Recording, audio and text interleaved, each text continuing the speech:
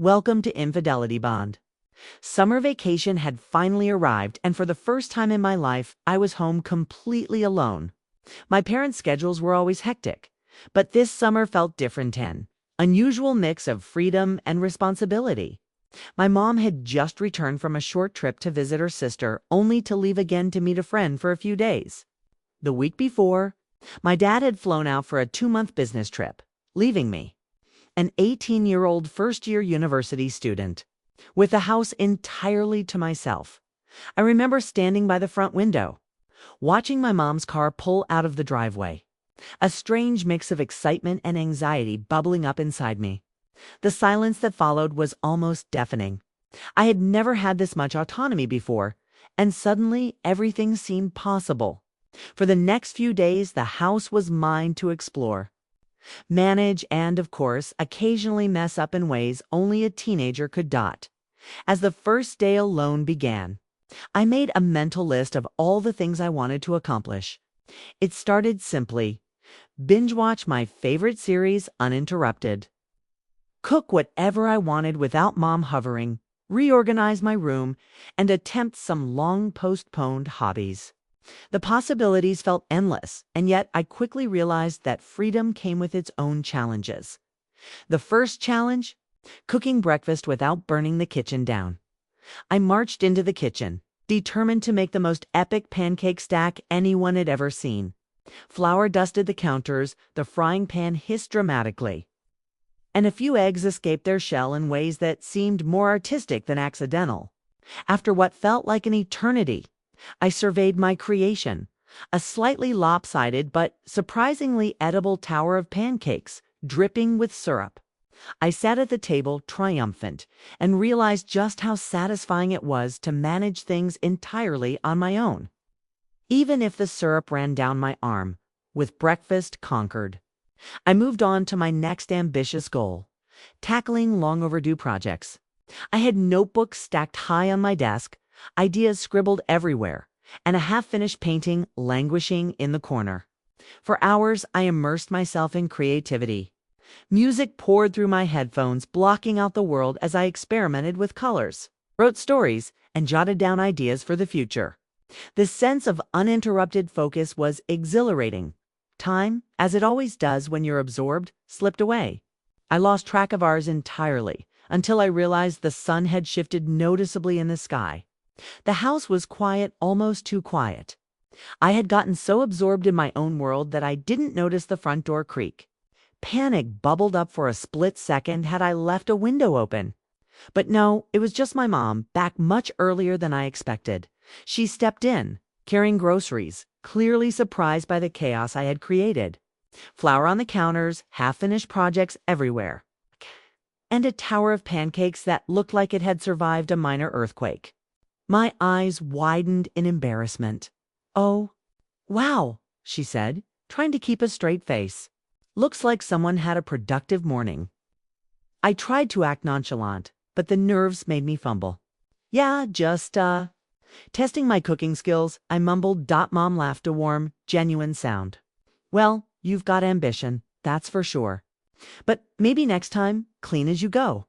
Her reaction shifted something in me. Instead of the embarrassment I expected, I felt understood. Mom wasn't judging me. She was observing, amused but supportive. That day set the tone for the unusual summer ahead. The next few days blended adventure and responsibility. I discovered that being home alone wasn't just about freedom. It was about learning how to manage everything from mundane chores to the occasional unexpected emergency. One afternoon, decided it was the perfect time to reorganize the garage. I had always avoided it. It smelled funny. Every corner seemed to hold a mystery of lost tools, dusty boxes, and cobwebs. I rolled up my sleeves, turned on some upbeat music, and got to work. Hours passed as I sorted, cleaned, and rediscovered old treasures. My first bicycle, forgotten board games, and a box of childhood art projects. At the end of the day, the garage looked like a magazine spread. Exhausted but proud, I realized that being responsible wasn't just about following rules. It could be oddly satisfying. Of course, no summer alone would be complete without awkward interruptions. One evening, I decided to bake cookies at an unreasonably late hour. Music blasting, lost in the rhythm of stirring and measuring. I didn't notice Mom's friend had arrived unexpectedly. I froze when I heard a knock on the door, and moments later, the kitchen was filled with laughter as she peeked inside. "I see someone's been busy," she said, genuinely amused. Mortified but trying to save face, I explained what I was making. She joined in, helping me measure chocolate chips. And we laughed at my slightly chaotic technique. Those small, unscripted moments became the highlight of my summer. I realized that life alone wasn't lonely if you allowed others in occasionally, even in surprising ways. One of the most challenging and rewarding lessons came from learning to manage my time without oversight. With no one around to push me, I had to balance productivity with leisure. Mornings became dedicated to hobbies, afternoons to cooking and small projects, and evenings to quiet reflection. Some days were perfect. I painted, wrote, and exercised. Other days I binged shows, played video games, or napped on the couch. I learned that discipline and freedom were not opposites. They could coexist. But only if I planned carefully. The summer also taught me the value of communication and honesty. One day, while trying to fix a leaky faucet, I accidentally flooded the kitchen. Panic set in as I rushed to contain the water. My mom returned earlier than expected, and I had no choice but to explain what happened. Instead of scolding me, she assessed the situation calmly and even helped me figure out a temporary fix. "It's okay. Accidents happen," she said. "The important thing is that you told me." That's how we solve problems. That moment stuck with me. Freedom was exhilarating, but it required honesty, responsibility, and a willingness to ask for help. I also pushed myself creatively. I tried painting, sculpting, and even composing music. Some efforts were complete disasters. Others were surprisingly impressive. I discovered that the fear of failing was far worse than failure itself, and that taking risks led to personal growth. By the end of the summer, my room and the house were transformed into a testament of experimentation.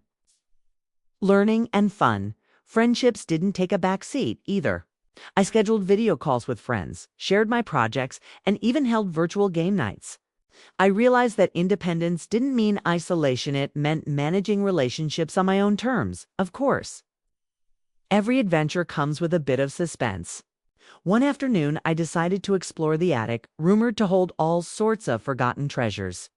The stairs creaked, dust swirled in the sunlight streaming through small windows, and boxes teetered on the edges of shelves. Heart racing, I discovered old family photo albums, forgotten board games, and a trunk full of letters from my parents' youth. It was surreal history literally at my fingertips. I spent hours poring over these relics, feeling a strange connection to a time I had never known. The attic became my secret sanctuary, a place where imagination and history intertwined. Evenings often ended with reflection and quiet satisfaction. I would sit by the window with a cup of tea, listening to the hum of the neighborhood and reflecting on the day. I realized I had learned more about myself in a few weeks than I had in years. Independence, responsibility, creativity, and problem solving weren't abstract concepts anymore. They were lived experiences. By the last week of summer, I felt transformed. I had grown in confidence, organization, and self-awareness. I had navigated chaos, embraced freedom, and discovered the joy of both productivity and leisure. When my parents returned, quote, I greeted them with a mixture of excitement and nervousness.